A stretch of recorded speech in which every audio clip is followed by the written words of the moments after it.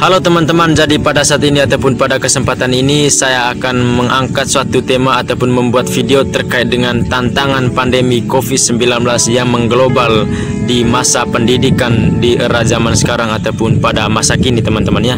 Jadi mungkin pada saat ini juga saya langsung saja ya. Seperti yang kita ketahui bersama bahwa di awal tahun 2020 itu dunia sudah dikejutkan dengan adanya peristiwa yang sangat luar biasa yang dimana terjadi di kota Wuhan ataupun Cina teman-teman, yang telah menelan banyak korban jiwa penduduk kota Wuhan tersebut. Dan tak lama kemudian peristiwa itu sangat luar biasa sekali dikarenakan dengan cepat menyebar hampir ke seluruh dunia. Dan kejadian luar biasa ini juga menerpa negara kita ya, di Indonesia ataupun sekarang ini. Dan terkait dengan pandemi COVID yang mengglobal ini, tentu sudah pasti ya ada feedback ataupun hubungan timbal balik terkait dengan pengaruhnya dengan pendidikan di masa zaman sekarang di Indonesia teman-teman. Dan ketika kita melihat dari kurikulum pendidikan di Indonesia pada saat ini, itu pendidikan di Indonesia sekarang ini kan lebih berorientasi kepada nilai-nilai, sehingga tidak dapat melihat dan menggali potensi yang ada pada anak didik ya.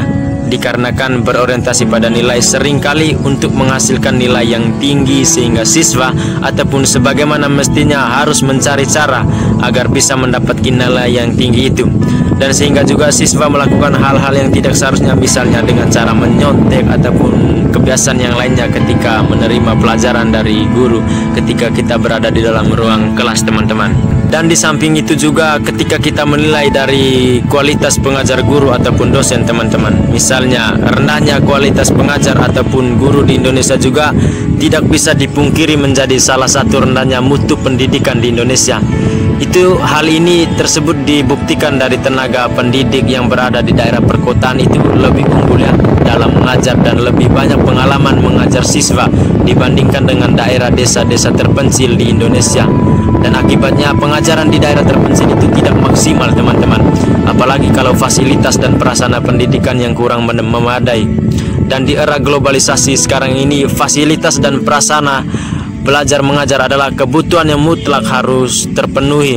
Dan apalagi di masa pandemi seperti saat ini, di mana pembelajaran dilakukan dengan cara jarak jauh ataupun daring. Nah, seperti yang kita alami selama ini ataupun teman-teman yang rasakan pada saat ini saat menjalani masa pendidikan. Tetapi di sisi lain juga tidak semuanya bisa melakukan itu, dikarenakan banyak anak bangsa di daerah terpencil sangat susah mengakses internet dengan kendala sinyal yang tidak stabil sehingga menghambat pembelajarannya ataupun proses perkuliahan dari teman-teman mahasiswa.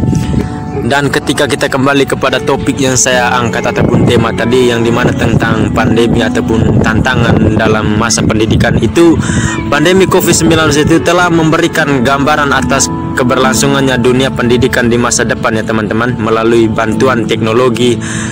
Akan tetapi teknologi tetap itu tidak dapat menggantikan peran guru teman-teman ataupun dosen.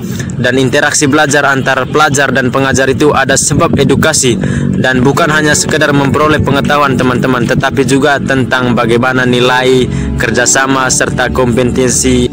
Dan situasi pandemi COVID ini juga menjadi tantangan tersendiri bagi kreativitas setiap individu dalam menggunakan teknologi untuk mengembangkan dunia pendidikan teman-teman. Dan ketika kita melihat dari segi keuntungan ataupun sisi positifnya ketika kita belajar secara daring ataupun online, itu dapat melatih kita punya kebiasaan ataupun menanamkan ya menjadi pembelajar mandiri melalui berbagai kelas daring ataupun webinar yang selama ini juga saya ikuti. Dan selain itu juga saya dan teman-teman mahasiswa juga dapat bekerja sama satu dengan yang lain untuk menyelesaikan ketika misalkan ada permasalahan dalam pembelajaran serta menghadapi permasalahan yang nyata ataupun yang ada ya.